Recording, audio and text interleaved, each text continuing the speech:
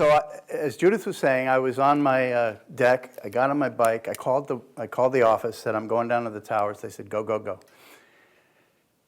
And it was really by chance that I was in town. I spent half my life on the road, either covering a story in the United States or in many cases around the world.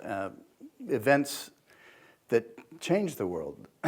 Nelson Mandela's release in South Africa, the fall of the wall in Europe and the end of the Soviet Union, the Tiananmen Square in China.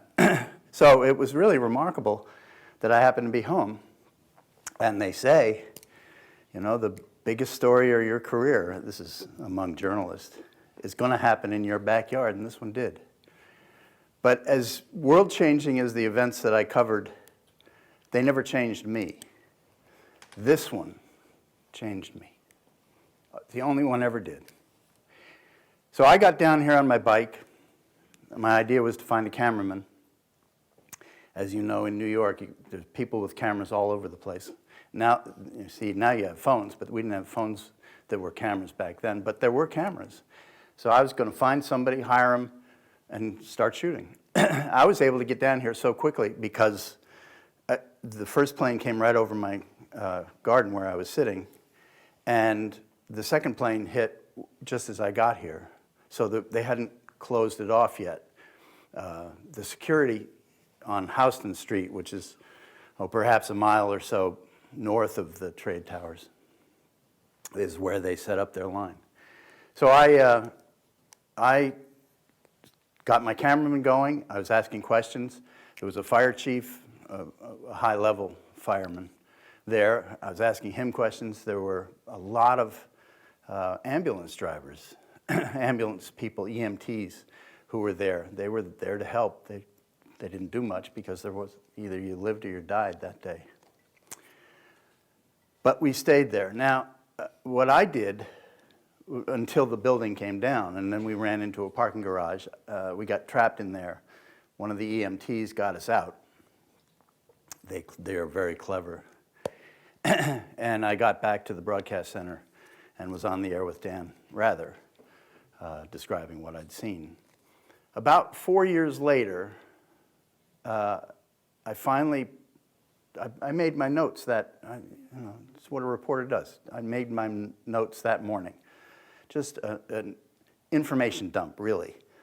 There was about 6 pages of notes about what I'd seen, what I'd experienced, and I decided to write it. As a writer, I write, and my daughter thinks that this is something that helped me kind of get over it.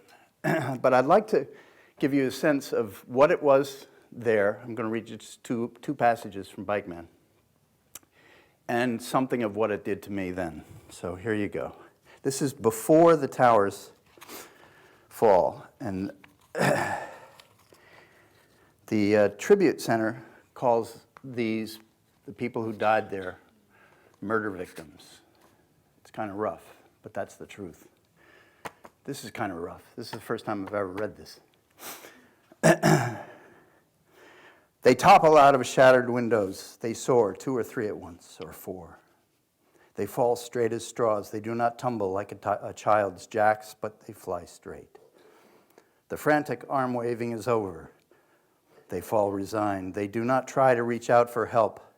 There is no root or a rock outcropping that one who slips from a cliff might hope for. One woman, garbed in a cotton dress, white with patterns of bright colors, tumbles from the tower to my left. The wind is brisk. It catches her up in a gust. As she drops, she is gathered up by it, her path diverted from its downward line. She is pushed sideways toward the tower. She is not flailing. Her arms do not reach out. Her legs do not swing. Is she without feeling? Is she unaware? Is she already dead? Perhaps she closed her eyes at the ledge and she waits until it's over. The mean north wind puffs itself up into a furious blast. She is blown into the side of the tower, slamming hard against it. It is a cruel game that the wind and tower play together. It does not seem real so high up and far away. They are little dolls flung down by an angry, spoiled child, and it's the defenseless ones that pay. The little Raggedy Ann in her white patterned dress bounces from the unforgiving wall. Mercifully, the wind at last releases her and allows her to complete her drop to earth. I am witness to this and embarrassed. I am an intruder on the most private moment of her life, her death. After the tower collapsed and we escaped from our trapped parking garage, I was moving. I still had my bike. I wasn't going to leave that bike behind. I thought, if I left this bike behind, I'm not going to make it. So this occurred as I was moving uptown away. The North Tower is still burning. I was right there next to it. A police officer with a grave and steady stare approaches the stunned man. Just then, a woman, stumbling and in great pain, screams into the shrouded air, "My baby, my baby." It is a piercing cry, a dagger jab driven into the muffled silence. She struggles between walking and collapsing, moving robot-like toward the billowing, still standing, still burning, still killing tower. "My baby's there," she cries, to no one and to all. The silent carpet walkers seem to notice not. The police officer strides with a purpose toward the wailing woman. He moves in front of her. He is a wall blocking her path.